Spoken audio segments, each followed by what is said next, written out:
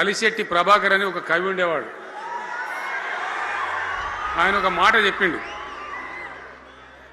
చీకట్లో జడుసుకుంటే ఒక చెట్టే నీ చుట్టూరా అరణ్యమై భయపెడుతుంది, గుండె అంటూ కలిగి ఉంటే గుండె ధైర్యం ఉంటే నీ వెంట అదే పెద్ద సైన్యమై నిలుస్తుంది అని చెప్పిండు ఆయన.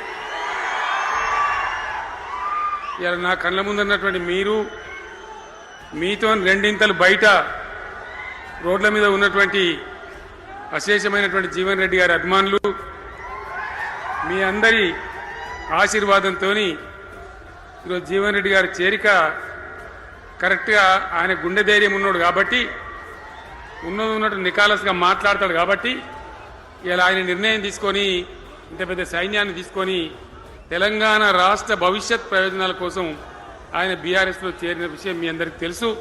ఆయన వెంట మీరందరూ వచ్చి ఎవరైతే అందరూ ఈరోజు చేరినరో, ఇంకా రాని వాళ్ళు కూడా ఉన్నారో గ్రామాలలో పట్టణంలో, మీ అందరికీ ముఖ్యంగా జీవనన్న గారికి, ఆయన వెంట వచ్చినటువంటి ప్రతి పౌరుడికి, ప్రతి అన్నకు, ప్రతి తమ్ముడికి, ప్రతి చెల్లెకి కూడా పేరు పేరున బీఆర్ఎస్ రాష్ట్ర అధ్యక్షుడిగా నేను హృదయపూర్వకమైన స్వాగతం సుస్వాగతం తెలియజేస్తా ఉన్నాను.